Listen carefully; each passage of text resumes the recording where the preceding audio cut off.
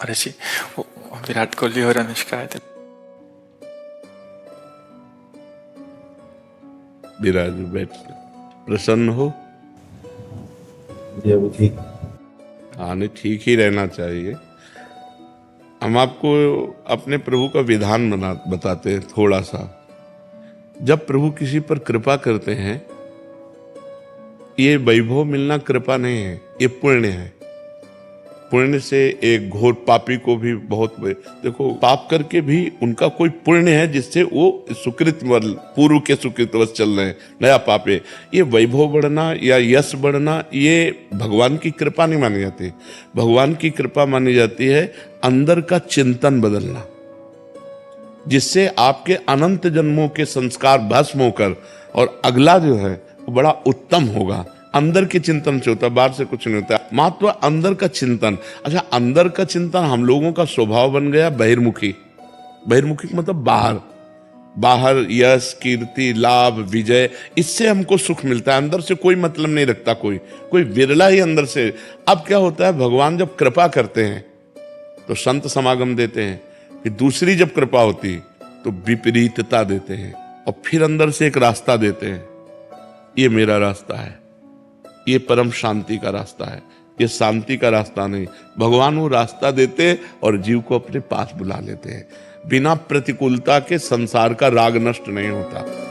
किसी को भी वैराग्य होता है तो संसार की प्रतिकूलता देखकर वैराग्य होता है। सब कुछ हमारे अनुकूल है तो हम आनंदित होकर उसका भोग करते हैं। जब हमारे ऊपर प्रतिकूलता आती है तब ठेस पहुंचती है कि इतना झूठा संसार, तो अंदर से भगवान रास्ता देते हैं। ये सही है।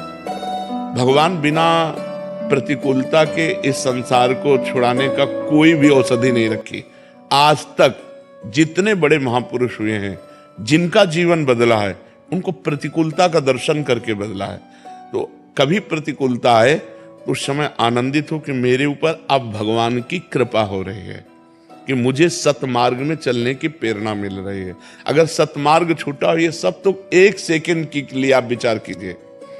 अब अपना सुधार कर लो, अपने जीवन को सत्य में ले आओ, तो अगला जो होगा वो बहुत जोर का होगा। चाहे जन्म हो तो श्रीवान, कुलवान, धनवान, वैभव संपन्न ऐसे, और भक्ति की अनुकूलता, भक्ति की अनुकूलता।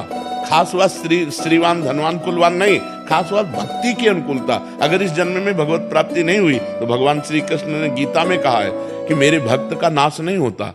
मैं कुलवान, धनवान, श्रीवानों के कुल में जन्म देता हूं और फिर पुनः भक्ति का माहौल देता हूं, और पूर्व का जो भजन छूटा हुआ हो वहीं से उसको।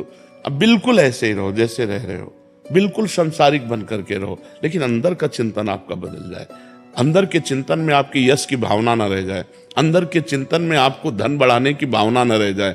अंदर का चिंतन हो जाए, प्रभु बहुत जन्म व्यतीत हो गए, अब एक बार आपसे मिलना चाहती हूँ, एक बार आपसे मिलना चाहते हैं प्रभु, मुझे आप चाहिए, अब संसार नहीं। तो बात बन जाएगी, तो बात बन जाएगी।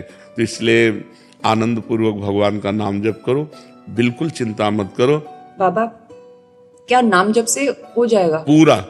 ये हम अपने जीवन का अनुभव बताते हैं। सांख्य योग और अष्टांग योग और कर्म योग और भक्ति योग, चारों योगों में प्रवेश रहा है।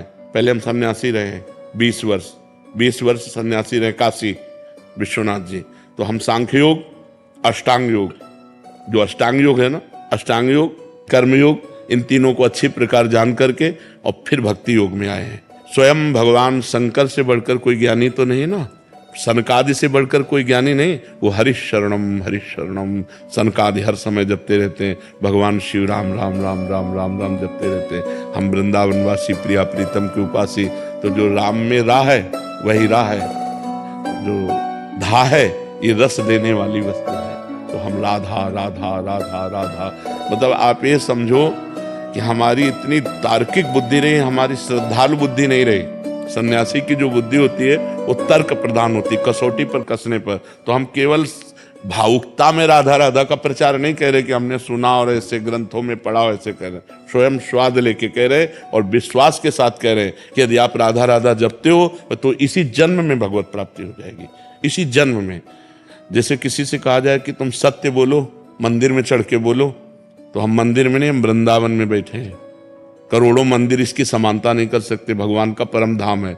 अगर राधा राधा नाम चल रहा है तो इसी जन्म में भगवत प्राप्ति हो जाएगी। हमारी आखिरी श्वास यदि राधा, तो मुझे श्री जी की प्राप्ति, भगवान की प्राप्ति हो जाएगी, इसमें कोई संशय नहीं। और किसी साधनों की कोई आवश्यकता नहीं। आप केवल अंदर ही अंदर चलाइए और लिखिए।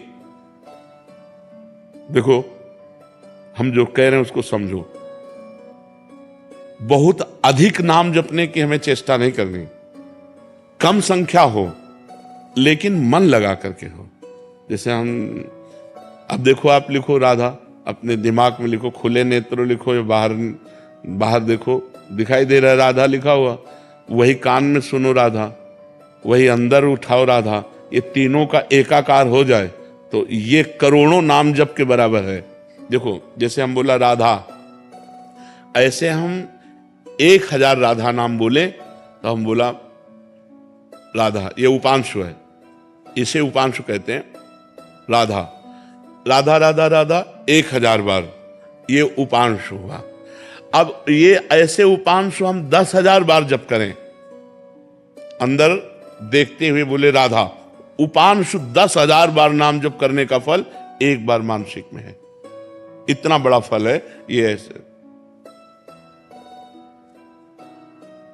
राधा राधा राधा चल रहा है, नेत्रों से हम उसे देख रहे हैं, कानों से उसे सुन रहे हैं। आप देखना कि अगर मन भगेगा तो आप लिख नहीं पाओगे राधा नाम, अगर लिख रहे हो तो मन भगेगा नहीं।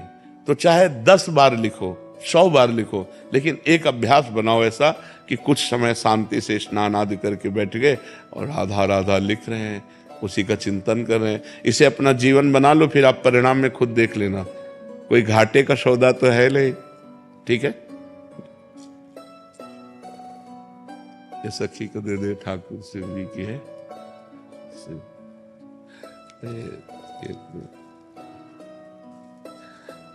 खूब आनंदित रहो, नाम जप करते रहो।